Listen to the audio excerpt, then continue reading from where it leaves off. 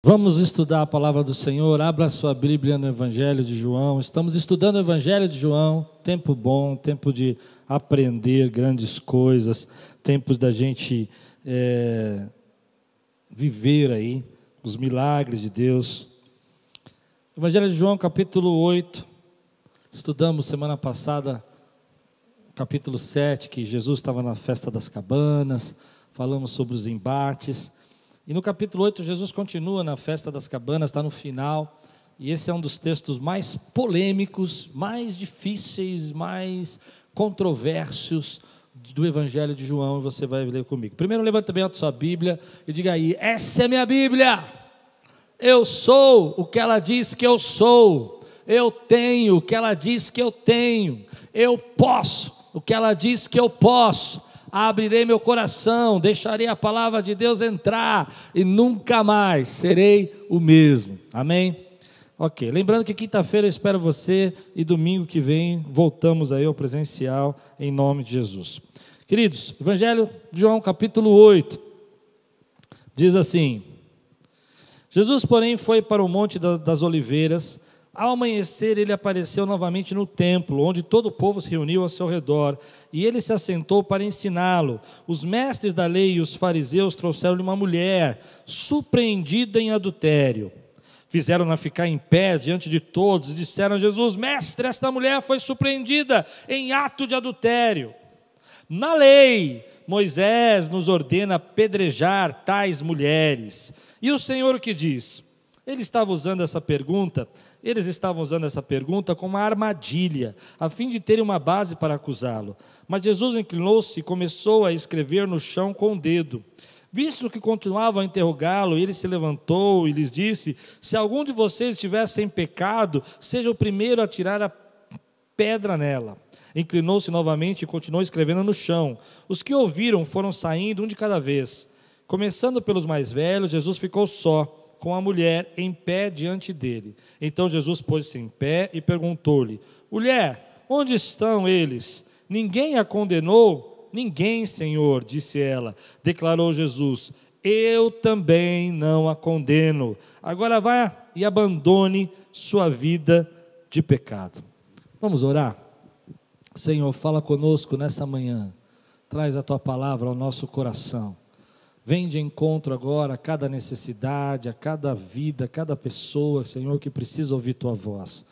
Nos dá toda a autoridade, Senhor, nos dá toda a direção, nos dá toda a revelação que nós precisamos, Senhor, para esse tempo em que vivemos, em nome de Jesus. Amém. Glória a Deus.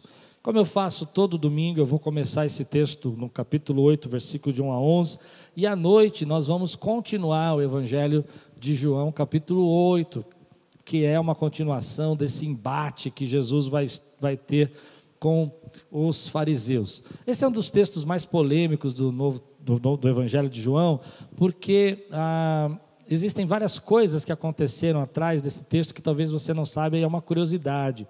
Uma das coisas interessantes é que esse texto não estava nos manuscritos mais antigos, ele não aparece nos manuscritos do Evangelho de João mais antigos. Então muitos comentaristas, quando você vai procurar esse texto, eles vão dizer para você que esse texto ele é completamente diferente da forma como João escreve, da maneira como João escreve. Alguns até chegam a colocar que esse texto foi enxertado, foi colocado depois.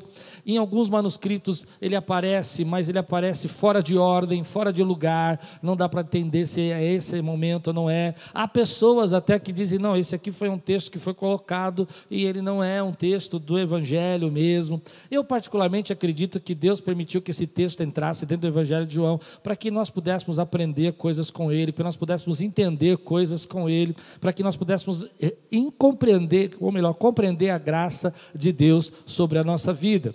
Mas uma outra curiosidade interessante nesse texto é que quando chegou na Idade Medieval, algumas estudiosos, algumas pessoas que cuidavam da palavra, acharam interessante tirar esse texto do Evangelho de João, arrancá-lo fora de novo. E por quê? porque acreditavam, né, que esse texto ia dar margem para que as mulheres pecassem, porque elas poderiam pecar e não teria problema. Então algumas pessoas, tentando proteger a Bíblia, pensaram em tirar esse texto.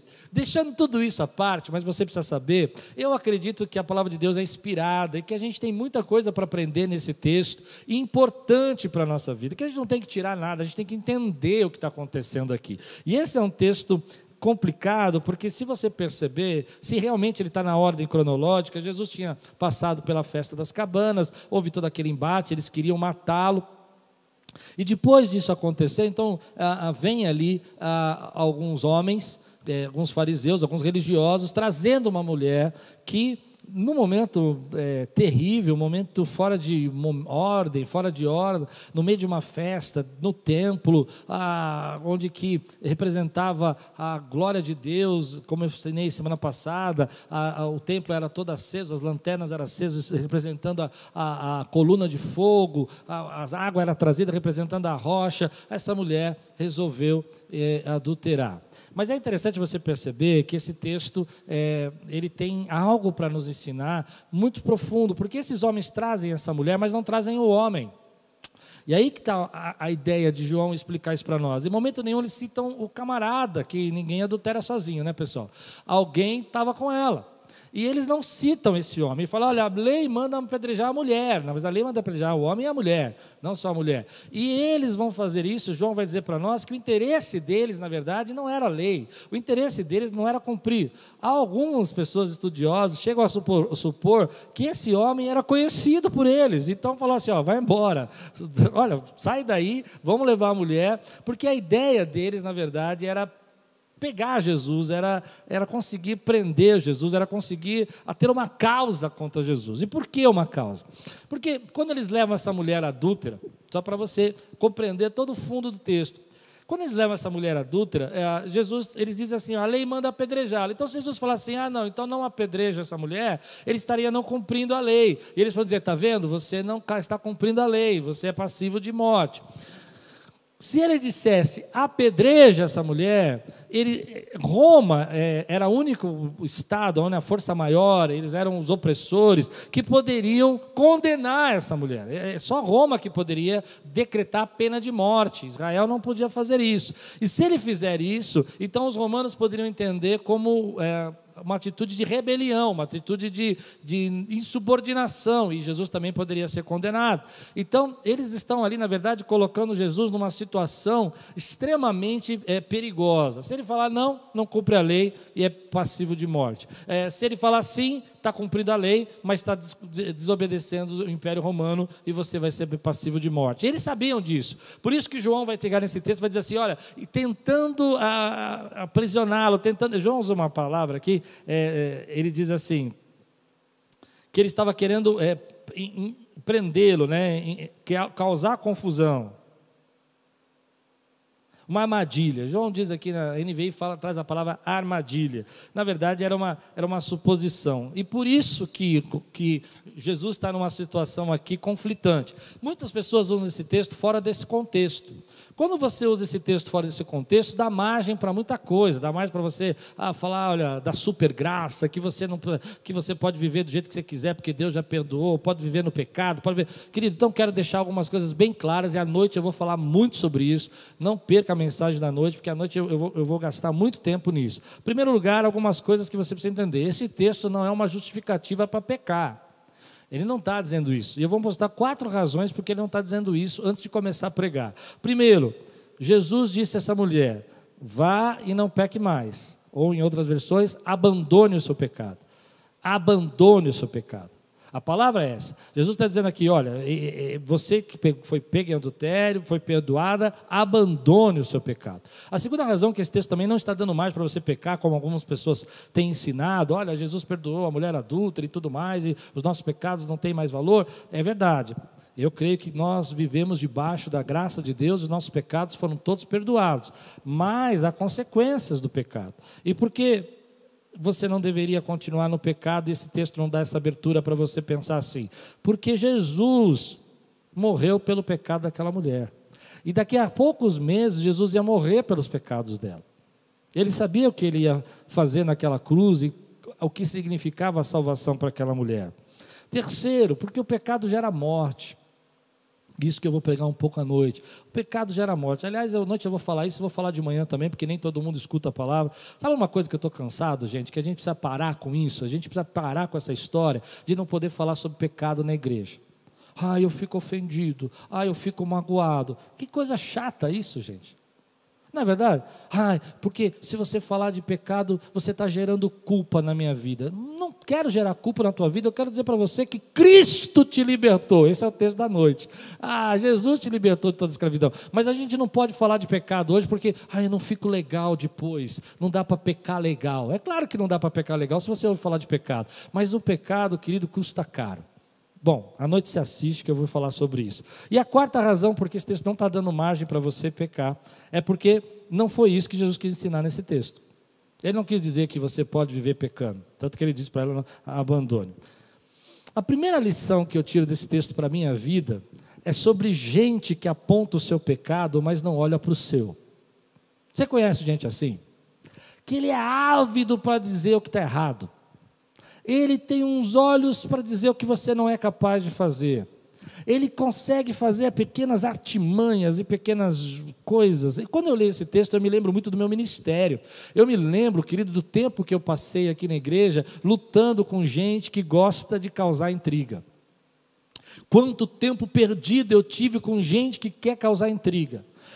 Aquela pessoa que quer causar intriga, que quer arrumar uma confusão, age como esses homens. Eles trazem um motivo que aparentemente é verdadeiro, é uma coisa real, tem que ser resolvido, o que vai fazer com essa mulher, mas na verdade a intenção dele de forma nenhuma é resolver problema.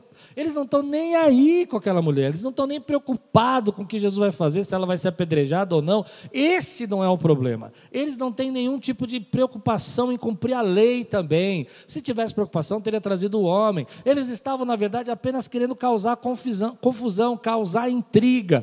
Gente que causa intriga. Eu já vivi muitas vezes com pessoas, assim, no decorrer do meu ministério na igreja, de encontrar pessoas no caminho que elas estão lá para acusar, elas estão lá para apontar o dedo, elas estão lá para dizer o que a gente não fez, do que quanto a gente deveria ter feito mais, o como nós deveríamos ser melhores, o como nós deveríamos ser mais assim, mais assado, ajudar, socorrer, entregado mais cestas, mas elas nunca levantam um dedo para ajudar você. Elas estão sempre causando intriga, elas estão sempre sendo levadas nessa posição de gerar conflito na nossa vida. Gente que na verdade ele só quer causar uma artimanha, quer causar só uma armadilha, ele fica apontando o dedo. Elas nunca se colocam na mesma posição, elas são mais perfeitas, elas olham para a tua vida, causam intriga na tua casa, causam intriga na tua família, apontam o que você não foi capaz de fazer, apontam naquilo que você não foi capaz de agir, e isso vai gerando na tua vida um desespero, uma angústia, uma tristeza, e você fica tentando provar que não é aquilo. Elas não querem que você prove nada, simplesmente elas querem causar confusão. Já encontrei várias pessoas assim na minha vida, causando armadilhas. Me lembro uma vez que nós estávamos ajudando aqui umas pessoas aqui da igreja, e as irmãs aqui da igreja estavam separando as roupas que iam ser doadas, e haviam roupas rasgadas, haviam roupas sujas, haviam roupas que não tinham condição de ser lavadas, eram muitas roupas, muitas coisas, e então começaram a fazer uma separação. Eu não sei se certo ou errado, se elas naquele dia passou uma sacola ou não, mas uma das pessoas achou aquela sacola que aparentemente as roupas estavam boas. E aquela pessoa gritava comigo por causa daquela sacola. E eu disse para ela, você está olhando uma sacola que infelizmente essas irmãs que vêm, se doam, passam a tarde aqui separando roupa, passam a tarde fazendo isso, e não sei porquê, talvez, eu nem vi a sacola, se era boa ou não. Ela disse, não, mas eram roupas boas, é um absurdo o que vocês estão fazendo. Elas jogaram fora essa sacola porque talvez tenha um motivo, a gente não sabe nem de onde veio isso. E ele começou a gritar comigo, gritava comigo. Eu disse, olha, você está olhando uma sacola que a gente está jogando fora, infelizmente, talvez tenha... Por que não? Pode ter acontecido, de ter passado errado, e você não está olhando o caminhão de roupa que nós estamos entregando. Mas não adiantou nada daquilo. Aquela pessoa queria brigar. Quando a pessoa está nesse espírito, querido, não importa o que você fale, não importa o que você diz, essas pessoas vão criar problemas e elas não estão interessadas em solução. Então eu disse para essa pessoa assim, olha, então faz o seguinte, pega essa sacola aí que você acha que está boa, põe aí no teu carro, leva para casa e distribui. Eu não vou voltar essa sacola que as irmãs, porque eu confio no ministério delas, sei do coração delas e sei que elas não iam jogar nada bom fora. né? A não ser que fosse um acidente. E aí ele falou, mas eu vou pegar essa sacola? Eu vou levar embora? Eu falei, você não está tão preocupado? Entregue para as pessoas, leve para as pessoas. Mas ele não queria fazer nada disso, ele queria causar. Tem pessoas que querem causar. Tem gente, querido, que quer apontar o dedo. Tem gente que quer levar você a perder a paciência, te cobrar. Quantos líderes hoje estão desgastados, estão angustiados, estão vivendo pesado, porque vivem do lado de pessoas que estão o tempo todo apontando o dedo para eles. Meu querido, você ora, você busca, você faz o seu melhor, você entrega o melhor que você pode para Deus, e ainda assim tem gente que vai falar de você, não tem jeito. Jesus estava enfrentando essa oposição, ele tinha acabado de fazer milagre. As pessoas não queriam entender o que Jesus tinha para ensinar. Eles não estavam interessados em ouvir o que Jesus ia falar sobre graça. Esse texto aqui, querido, ele está falando sobre artimanhas, armadilhas de pessoas que querem pegar você pela palavra, querem pegar você por uma atitude sua e querem usar isso contra o evangelho, querem justificar a sua saída da igreja porque viu uma pessoa na igreja que não cumprimentou, porque alguém na igreja não fez tal coisa que achou que devia fazer, porque você não fez isso ou aquilo que devia fazer. Então vai arrumar motivo, vai arrumar confusão, vai arrumar problema. Então cuidado com essas pessoas, tome cuidado, porque elas param tua vida, elas param teu ministério, elas querem causar confusão, elas tiram a sua alegria de servir a Deus, elas tiram a sua alegria de ser um ministro, elas tiram a sua alegria de operar a obra que Deus tem para fazer na tua vida. Não deixe essas pessoas pararem você, aprenda com Jesus. Jesus não vai deixar pará-lo, ele vai continuar ali, querido, ele vai nos ensinar o segredo de enfrentar essas pessoas está aqui, anota, pega papel e caneta para você não esquecer o segredo de enfrentar as pessoas que querem causar na tua vida. Eles estão no trabalho, eles estão às vezes dentro da família, eles estão dentro da igreja, eles justificam a saída da igreja porque o irmão que passou na portaria não cumprimentou ele, mas ele não vê que outros 50 irmãos deram parabéns para ele, paz do Senhor, você é uma bênção, e eles vão achar uma causa, vai achar um motivo. Quando você está procurando, você vai achar. Mas cuidado, essas pessoas acabam envenenando gente boa, acabam envenenando líderes bacanas, líderes cheios do Espírito Santo. Tem gente que não aguenta isso, é tanta cobrança, é tanta chatice, tanta gente jogando na tua cara, tanta gente falando que você não fez, você deixou de fazer, você deveria ter feito, você não me atendeu, você não me ligou. Meu Deus, como a igreja sofre com isso. Como tem líderes que estão sofrendo, e como tem gente que acaba sendo envenenada, porque essa pessoa fala com tanta autoridade, jogou um saco de roupa fora, essa igreja não cuida de ninguém. Só que ele não viu a quantidade de roupa que a gente recebeu rasgada, a quantidade de roupa que a gente recebeu queimada, a quantidade que a gente recebeu suja, roupas que estavam precisando ser jogadas fora porque estavam emboloradas. Ele não viu isso. O trabalho daquela pessoa que sai lá da Zona Leste, aquelas irmãs queridas que vêm aqui para a Zona Oeste, e vem aqui, querido, e passa a tarde fazendo isso, ele não viu isso. E essas pessoas não veem isso. Elas não enxergam. Eu sei que amanhã eu vou receber um e-mail. Pastor, o senhor falou do meu caso. Meu querido, aprenda. Como você vai crescer se você fica causando confusão onde você vai? Fica tentando justificar e apontar o dedo para o outro o tempo todo. Bom, mas hoje eu não quero falar para essas pessoas, por quê? Vou explicar. Aprendi uma lição. Essas pessoas, só se um raio cair na cabeça delas, ou Jesus vir em pessoa e chacoalhar e dar uns tapas no rosto, é que essas pessoas mudam. Elas não mudam, querido. Elas vão continuar causando. Elas vão continuar ouvindo e vão criar, justificar. Porque quando elas causam, elas estão mostrando para os outros que elas são melhores. Que não é que elas não querem fazer aquilo, sabe? É que elas não encontram lugar no nível delas. Não encontram lugar que seja perfeito como elas. Deixa eu dizer uma coisa para você que é um líder, querido, você que é servo de Deus. Não deixa isso esgotar você.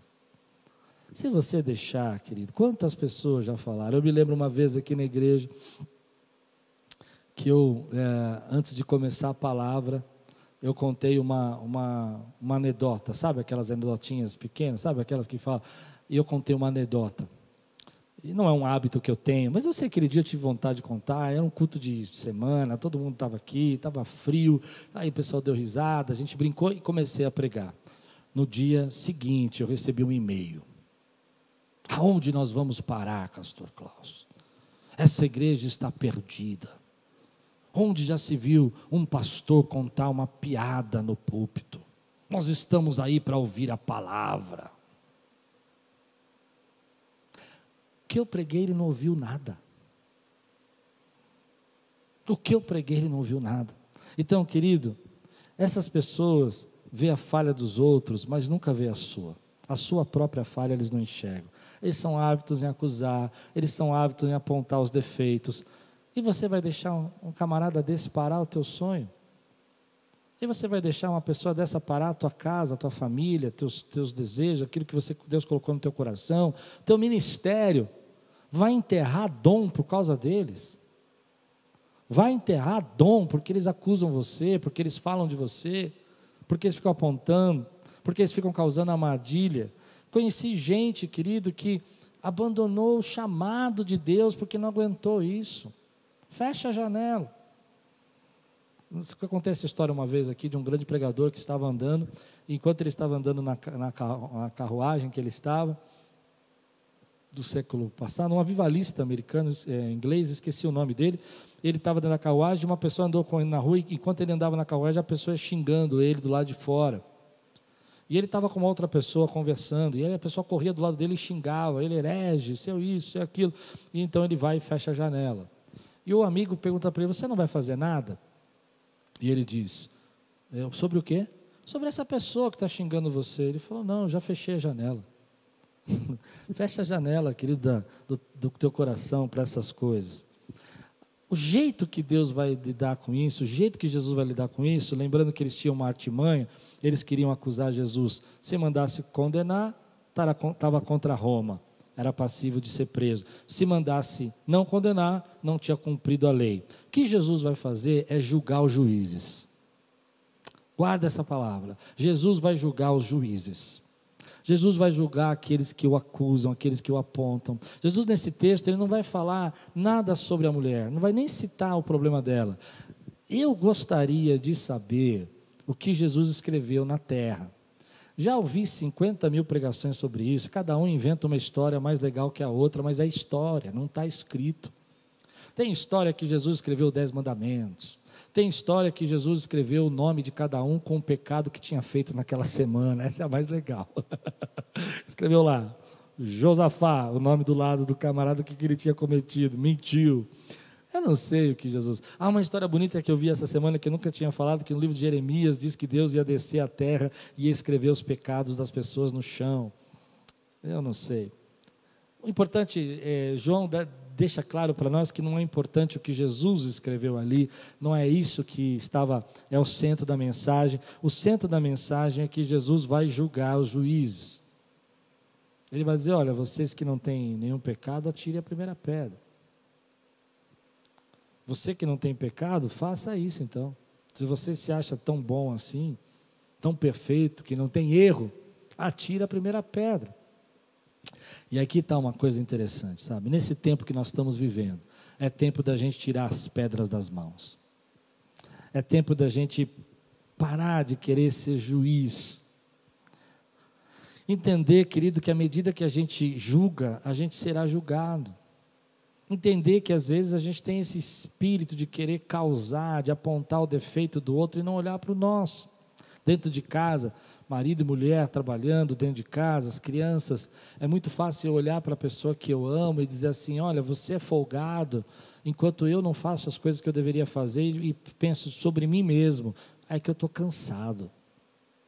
É muito fácil eu olhar para a pessoa, dos meus filhos, e dizer assim, olha, você, menino, olha o que você aprontou, você não tem cabeça, você não tem juízo, e esquecer que na juventude eu fiz coisa até pior.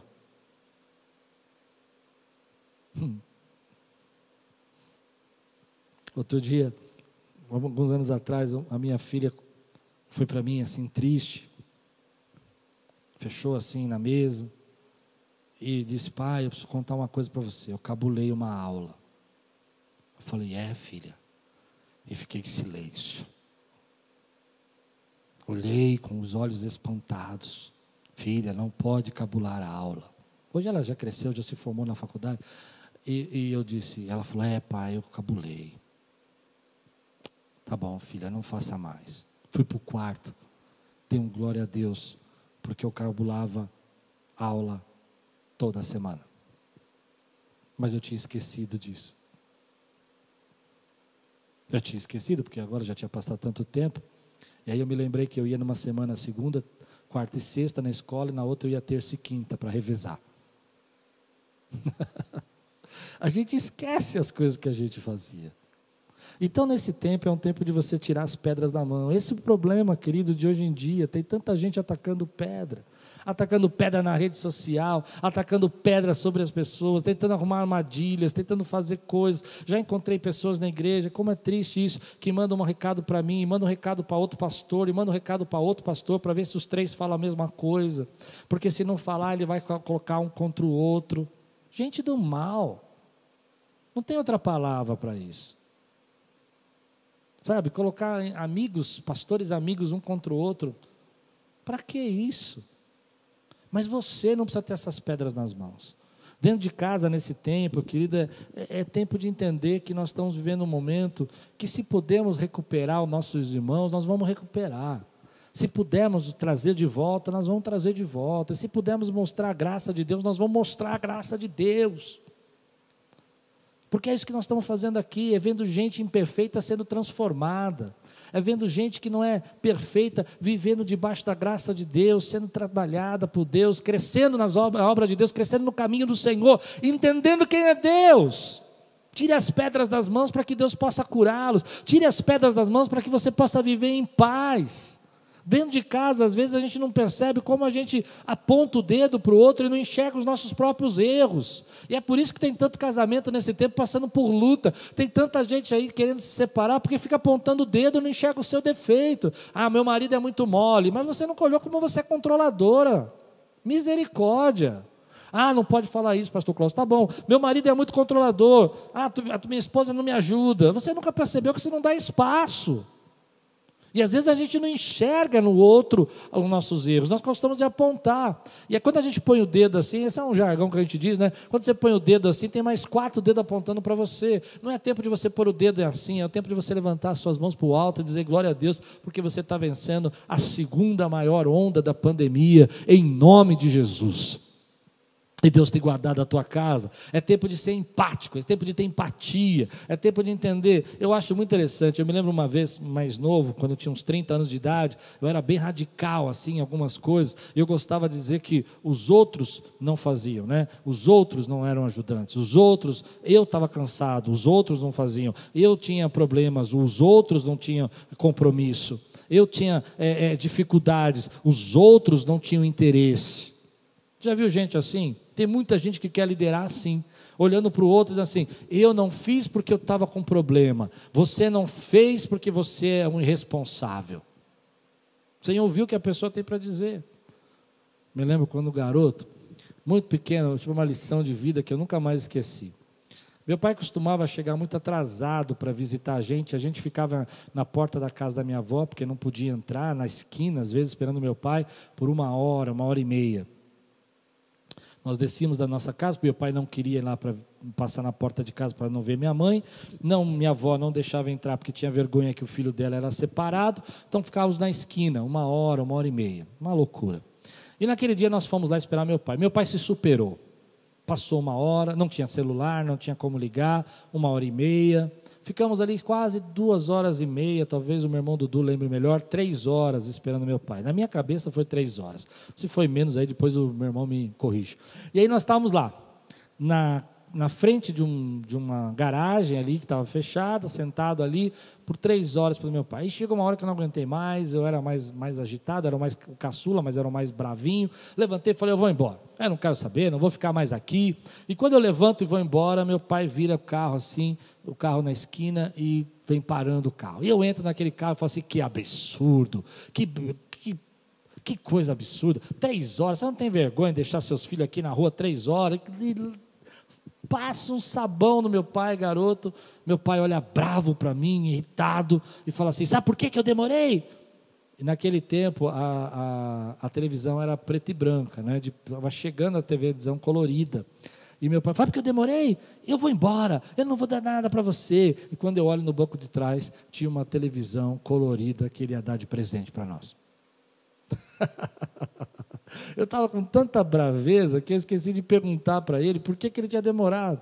E aí quando eu vi a televisão que ele tinha passado na loja, comprado e levado para nós, que ele ia dar de presente, eu fiquei olhando, e eu não queria a TV, mas ao mesmo tempo eu não queria dar razão, né? Então eu fiquei naquela, pode levar essa televisão aí, ficar 3 horas esperando. E ali eu aprendi uma lição, sabe? Pergunta por quê primeiro. Às vezes a pessoa tem uma boa razão. Na verdade, uma das grandes lições da minha vida é que se você quiser viver uma grande guinada na tua vida, uma grande mudança na tua vida, querido, seja mais brando na crítica e um pouco mais sincero, honesto na autocrítica. Vou repetir, seja mais brando, sabe, quando você tiver que criticar alguém, apontar o dedo para alguém, mas seja mais honesto, mais sincero, mais verdadeiro, quando tiver que fazer uma autocrítica com você, nem para mais, nem para menos, nem exagerar na culpa e nem para menos. Às vezes nosso problema hoje em dia é que a gente é tão duro na crítica e extremamente suave na autocrítica, a gente o outro é assim. Hoje nesse tempo que nós estamos passando de pandemia, querido, compreenda, desenvolva empatia, deixa a vida mais leve, seja um pouco mais empático, sinta um pouco mais a pessoa que está do teu lado aí, que ama você, se coloca no lugar do outro. Esses homens não fizeram nada disso, eles envergonharam aquela mulher, eles usaram aquela mulher só como uma desculpa, eles não queriam saber de nada disso, eles queriam simplesmente causar para a vida de Jesus, mas Jesus com sabedoria nos ensina a não julgar a pessoa, mas julgar os juízes, julgar aqueles que queriam tirar a pedra. Então, no versículo 10 e 11 do capítulo 8, Jesus vai dizer assim: então Jesus pôs-se em pé e perguntou-lhe, mulher, onde estão eles? Ninguém a condenou? Ninguém a condenou? Uma das coisas que Jesus nos ensina, eu acho que é a segunda maior lição desse texto, é que todas as pessoas têm valor. Não importa o quanto o diabo já amassou tua vida, não importa o quanto o diabo já pisou em você, não importa o quanto ele já disse para você que agora não tem mais jeito, agora você está perdido, Deus te olha e vê em você valor. Deus olha para a nossa vida e fala assim, olha, eu tenho algo para realizar na tua vida e eu não tenho problema nenhum de amar você. Eu me lembro alguns anos atrás, pregando aqui também, peguei uma nota de R$100 aqui, amassei, joguei no chão, pisei na nota de R$100, é que hoje eu não tenho R$100 para fazer isso, e pisei, peguei de novo, assim, levantei, perguntei para o pessoal que estava aqui, os jovens que estavam aqui, alguém aqui quer essa nota? E aí eles, eu. Aí peguei, simulei que eu peguei aquela nota e fiz assim, e joguei de novo, pisei com os 2 pés, e pus de novo, alguém quer essa nota? E eles disseram, eu. Eu falei, mas vocês querem essa nota amassada? Eles, vocês querem essa nota que eu já pisei, que eu já pus o meu sapato sujo? Queremos. Por quê? Porque ela não perdia o valor. Embora ela tivesse amassada, embora ela estivesse ali sendo pisoteada, o valor ainda era R$100. No mundo espiritual, querido, tudo aquilo que você viveu, todas as marcas que você sofreu, todas as perdas que você passou, todas as lutas que você enfrentou, todas as coisas que tentaram ferir você, machucar você, levaram você ao erro, isso não fez você perder o seu valor para Deus. Deus ainda ama você. E é lindo esse texto, porque quando Jesus fala para essa mulher que não condena mais, eu fico pensando que daqui a alguns poucos meses, Jesus ia morrer numa cruz pelo pecado daquela mulher. Ele ia fazer com que os pecados daquela mulher fossem perdoados. E é isso que a gente precisa entender. A grande artimanha do diabo, a grande fúria do inimigo nesse tempo, é falar porque nós erramos no passado, é porque nós cometemos uma falha, ou porque alguém nos feriu, ou porque nós passamos por uma luta, ou porque alguém nos machucou, ou porque sofremos um abuso, ou porque alguém nos rejeitou, que o nosso valor não é o mesmo. Eu venho aqui dizer para você hoje, nessa manhã, querido, você tem valor para Deus, e o diabo não pode apagar o valor que você tem para Deus. Ele morreu naquela cruz por você, o sangue dele foi para te salvar, ele te comprou com preço. O inimigo pode ter amassado a tua vida, mas ele não tira o valor que você tem para Deus. Aleluia. Quantas vezes a gente está debaixo de acusação e as pessoas querem dizer que a gente não tem valor? Você tem valor. E é por isso que eu acho que o ministério da reconciliação é lindo, o ministério da restauração é lindo, porque o inimigo pode pisar, pode judiar, pode fazer a pessoa cair no engano, cair no erro, mas quando ela se reconcilia com Deus, ela volta a ter a identidade que Deus quis que ela tivesse. Aleluia. Eu amo o ministério da reconciliação, por isso que eu gosto de pregar para pessoas que estão desigrejadas, querido, porque muitas vezes a artimanha do inimigo é fazer você esquecer o valor que você tem para Deus. Você é soldado de Deus, querido, você é nação santa, você é povo escolhido, você é sacerdote real, Deus tem algo para você, Ele diz que é teu pai, você é filho.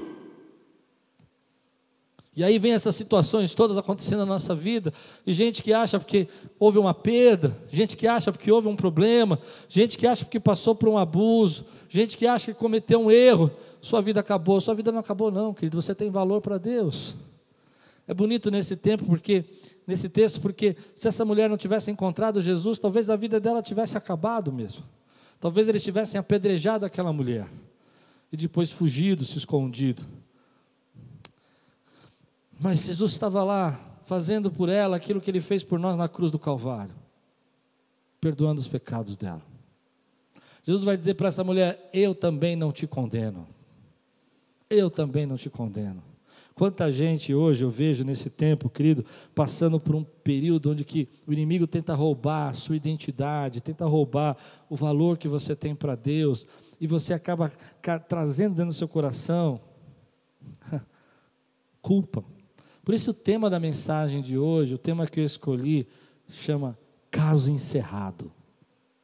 Diz aí comigo, caso encerrado. Sabe quando o juiz bate assim o martelo assim nos filmes e fala, caso encerrado? Tem gente que está sofrendo de culpa por caso que já foi encerrado. Tem gente que já está passando por tanta dificuldade por caso que já foi encerrado. Aquele abuso que você sofreu quando criança, esse caso já foi encerrado, Cristo já morreu e já te lavou. E você carrega a culpa de alguém que foi um agressor na tua vida. Aquela luta que você passou, aquela perda, a vergonha, caso encerrado. Jesus vai dizer para essa mulher, onde estão as pessoas que te condenam? E ela vai dizer, eles não tem mais ninguém. E Jesus fala assim, eu também não te condeno. Vá e abandone sua vida de pecado. Teu caso está encerrado.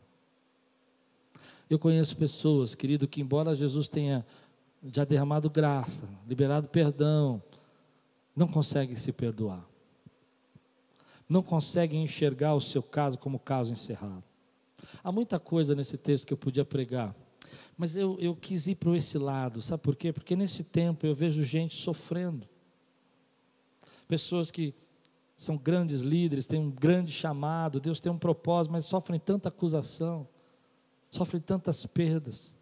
Eu mesmo, querido, quantas vezes eu deixei me abater, pensei em desistir, pensei em abandonar o ministério, porque alguém vinha e me dizia que eu não preguei tão texto, porque eu tinha que pregar daquele jeito, porque eu não falei disso, eu não falei daquilo, e você tinha acabado de pregar na outra semana. Eu me lembro uma vez que uma pessoa me acusando, eu falei, mas eu preguei esse texto, esse exato texto na quinta-feira, você veio no culto, eu não frequento o culto de quinta-feira. Caso encerrado. Jesus já perdoou você. Como eu disse no começo, isso não é um aval para você viver no engano, mas é um aval para você começar uma vida nova para você. É um aval para você mudar a tua história. Eu acredito sinceramente que essa mulher não vai ser mais a mesma depois de ter encontrado com Jesus. Ela está tendo uma segunda chance. O caso dela está encerrado, ninguém vai condená-la mais, mas ela vai ter uma segunda chance de viver de uma maneira melhor, de uma maneira verdadeira. E é isso que esse texto está falando.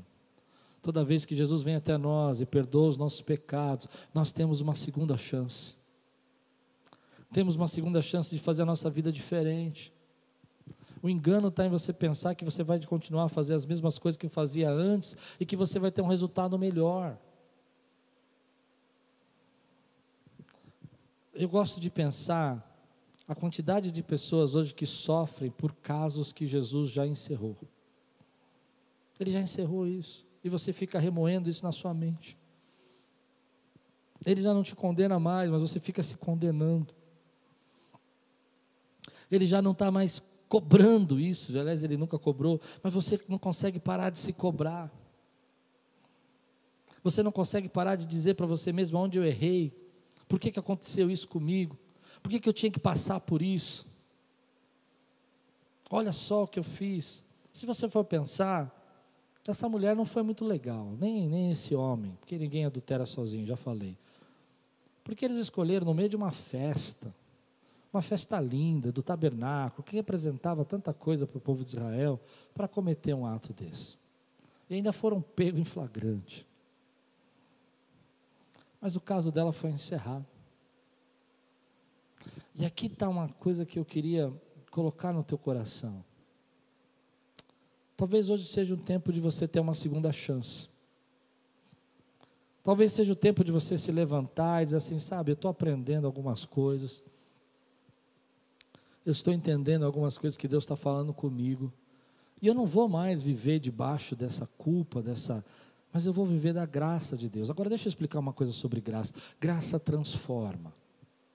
Quando você encontra a graça de Deus, você não quer que nada te afaste da graça de Deus. E o pecado causa um abismo entre você e a graça de Deus. Se alguém falou para você outra coisa que não é isso, querido, não é o Evangelho de Jesus. O Evangelho de Jesus vai ser claro até João, capítulo 8, versículo 32, que nós vamos estudar à noite. Jesus vai falar sobre isso, versículo 36, se não me engano, vai dizer assim, se o Filho vos libertar, verdadeiramente sereis livre. Ele vai dizer, aliás, o texto de João, capítulo 11 em diante, é tudo sobre essa libertação do Filho. A graça que te liberta, a graça que te tira das trevas, a graça que te faz enxergar a liberdade que Cristo te dá, livre do pecado, livre da morte, livre do juízo de Deus. Então, hoje eu quero me apresentar diante de vocês assim, ei, Deus tem uma segunda chance para você. Sabe como é lindo? Eu me lembro de uma pessoa que eu conheci aqui na igreja, que ele era um alcoólatra terrível, irmão, terrível, porque ele estava se destruindo a sua casa, destruindo a sua família. E eu me lembro de uma vez ter ido fazer uma visita na casa dele, e no meio da esquina, quando eu encontrei ele estava caído no chão, na esquina, completamente adormecido, e aquilo me doeu o coração, eu não sabia o que fazer, e eu não conseguia carregá-lo sozinho, então fui até a casa dele, toquei a campainha, falei, olha, o fulano está lá na sarjeta ali, na esquina, está caído, está jogado. E uma das pessoas que moravam lá falou, isso é normal, ele faz isso sempre. Que tristeza a gente se acostumar. Mas é interessante desse homem, que ele começou a frequentar, ainda alcoólatra, ele começou a vir à igreja. E um dia nós oramos, e eu falei, Senhor, eu peço para o Senhor dar ao coração desse homem um enjoo quando sentir cheiro de bebida, um enjoo quando sentir cheiro de álcool. E eu não sei explicar, mas um milagre aconteceu, ele começou a sentir um enjoo, se ele passasse num lugar e visse assim, um cheiro de álcool, de bebida, ele ficava enjoado, ele tinha que correr para o banheiro, e foi um negócio incrível, ele foi liberto.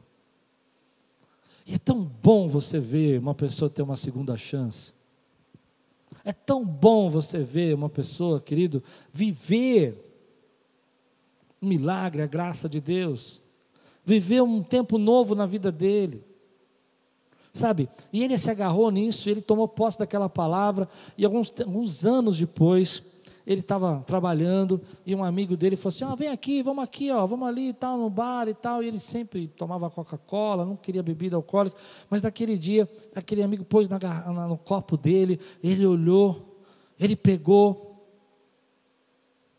e quando ele foi tomar, ele falou, Deus, para que eu estou fazendo isso? Para que eu estou fazendo isso com a minha vida? Eu já tive uma segunda chance. E ele talvez me contar, falou, pastor, aí eu fiquei tão envergonhado, e eu falei, olha, você me perdoa, mas eu não quero isso. E ele foi embora, porque ele se agarrou à segunda chance que Deus estava dando na vida dele. E talvez seja esse o seu tempo, querido, de você se agarrar na chance que Deus está te dando. As pessoas te ofenderam, tentaram te acusar, tentaram roubar o teu ministério, e você agora está entendendo o que Deus está falando com você. Essa é a segunda chance que Deus está dando a você. Talvez eles quiseram causar na tua vida, quiseram apontar o erro, e você está se sentindo culpado, e Deus está te dando uma segunda chance de fazer melhor. Aleluia. Por isso que eu acho que o centro desse texto é o que ele diz para essa mulher: vá e abandone sua vida de pecado. Esse é o centro, que vai combinar com tudo que Jesus vai dizer em 8:11 até o final do capítulo. Então, querido, hoje eu quero falar para você que Deus tem uma segunda chance para a tua vida. Deus tem uma segunda chance para a tua casa. Deus tem uma segunda chance para a tua família. Jogue as pedras no chão. Jogue as pedras no chão. Você está com muitas pedras na mão. Não, todo mundo erra, todo mundo faz e todo mundo comete os mesmos erros. Nós temos um jeito especial de racionalizar quando nós queremos justificar os nossos erros. Eu não estou dizendo que nós somos perfeitos, eu não estou dizendo que nós não temos erro. Eu estou dizendo para você, querido, que você não precisa racionalizar. Você precisa viver o que Deus tem para a tua vida. Esse é o propósito de Deus hoje, dizer para você: olha, hoje você está tendo uma segunda chance. Viva isso, viva essa segunda chance que Deus está dando na sua vida. Eu me lembro quando criança, vivia embaixo de um divórcio, uma enfermidade, família destruída, casa dividida, mas quando eu casei, era uma chance nova para mim. E graças a Deus pela casa que eu tenho, que Deus abençoe minha esposa, que Deus abençoe minhas filhas, porque isso é uma segunda chance que Deus está te dando. Você não precisa reproduzir aquilo que você viu pelos seus pais, você não precisa reproduzir aquilo que você viu pela sua mãe, você não precisa reproduzir aquilo que você viveu na sua infância. Deus está te dando uma chance nova de viver hoje um tempo novo na tua vida, e eu creio que essa mulher abraçou essa chance. Eu creio que ela foi embora e obedeceu a Jesus. Vai, abandone sua vida de pecado. Ela falou: entendi, eu vou viver isso. Querido, 4 coisas que Deus diz para mim. Primeiro, você não precisa ficar parado porque pessoas querem causar na tua vida. Segundo, você precisa entender, querido, que esse é um tempo de jogar as pedras no chão. Terceiro, você precisa compreender, querido, que viver debaixo de culpa, viver debaixo de acusação, não vai fazer você chegar a lugar nenhum. Teu caso já foi encerrado na cruz, lá Jesus já pagou o preço do teu pecado.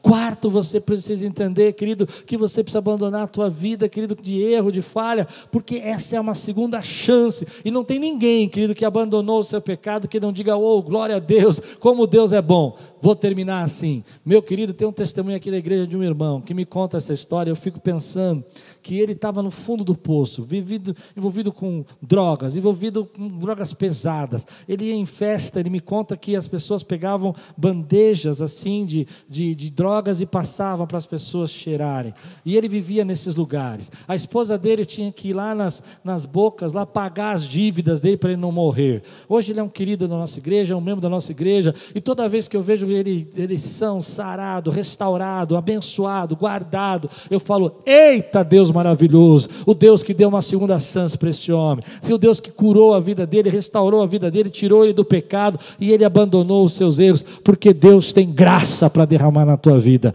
Deus tem graça para derramar na tua vida. Deus tem graça para derramar na tua vida. Meu querido, não pare a tua vida no erro, não pare, custa muito caro. Isso que você está achando que é normal, vai custar caro, vai roubar tua casa, vai roubar teus filhos, vai roubar tua família, vai roubar tua esposa, vai roubar tua moradia, vai roubar teu trabalho, custa caro. Em nome de Jesus, hoje é o tempo de você levantar e falar assim: ei, eu recebi uma segunda chance de viver para a glória de Deus, e eu vou viver para a glória de Deus, não pelos meus braços, não pela minha força, mas pela bondade e misericórdia do Senhor. Caso encerrado. Caso encerrado. Tão preocupado, tão ansioso, Jesus já disse: esse caso está encerrado. Esse caso está encerrado. Você não precisa mais carregar isso na tua vida. Em nome de Jesus. Em nome de Jesus. Amém.